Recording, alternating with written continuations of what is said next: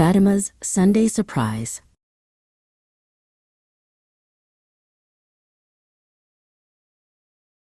The sun peeked through the curtains on a bright Sunday morning.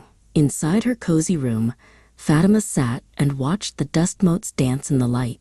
She was 24 years old and lived with cerebral palsy, which meant her body moved differently than others.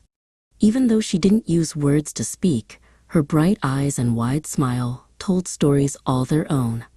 Beside her, Figaro, the gray-brown tabby cat, purred loudly, leaning his soft head against her hand. Downstairs, the house was a whirlwind of activity. Fatima's mother, Gulsen, was busy in the kitchen, humming a happy tune as she set out plates.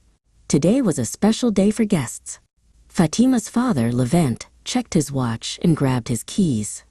He had a long shopping list of fresh fruits and juices to buy before the visitors arrived. "I'll be back soon, Gulsen," he called out with a wave. The doorbell rang with a cheerful ding-dong. Grandma Aisha was the first to arrive, accompanied by their relative, Zeynep. They weren't empty-handed. They carried a large, decorative tin that smelled heavenly. Inside were Grandma's famous brownie cookies, rich and chocolatey. Zeynep laughed as she held the tin carefully, making sure not to drop a single crumb of the precious cargo. Soon, the house began to fill with even more laughter. Gulsen's dear friends arrived next. Yesem and Elif walked through the door carrying beautifully wrapped gifts and a tray of crispy sesame cookies. They were excited to spend the afternoon together, sharing stories and warmth. The house was starting to feel very full of love and the delicious scent of hazelnut treats. Close behind them were Olke and Mary. They brought more snacks and a bouquet of bright flowers that matched the sunny day outside. Mary looked toward the stairs, knowing that Fatima would soon be joining the party. The friends shared hugs and helped Gulsen arrange the feast on the table. The hum of conversation grew louder and more joyful with every passing minute.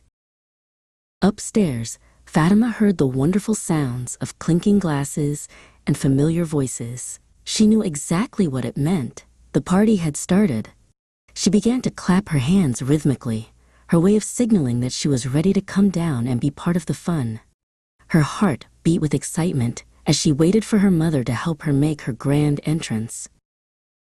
Gulsen went upstairs and gave Fatima a big kiss on the forehead. With practiced, gentle movements, she helped Fatima onto the stair lift. As they descended slowly toward the living room, Fatima's eyes widened with delight. She loved the feeling of moving through the house, seeing the decorations and the smiling faces waiting for her below. Once they reached the bottom, Gulsen settled Fatima into her wheelchair. Immediately, Grandma Aisha rushed over to give her a massive hug. "There's my girl," she whispered. Fatima leaned into the hug, feeling the soft fabric of her grandmother's clothes.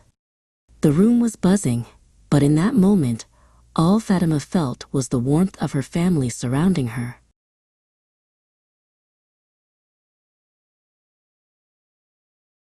Then, the music started, a catchy, rhythmic beat that filled the room. Elif stepped forward and took Fatima's hands in hers. "Let's dance, Fatima," she said with a twinkle in her eye. Elif swayed to the music, gently moving Fatima's arms in time with the rhythm.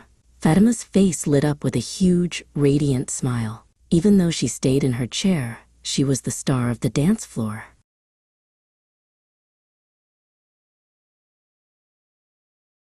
As the sun began to set, the house remained filled with the echoes of a perfect day. Fatima looked around at her parents, her grandmother, and her friends. She didn't need words to tell them how happy she was. In this house, being different didn't matter, because love was the language everyone spoke. It was a Sunday full of cookies, dancing, and the most important gift of all, belonging.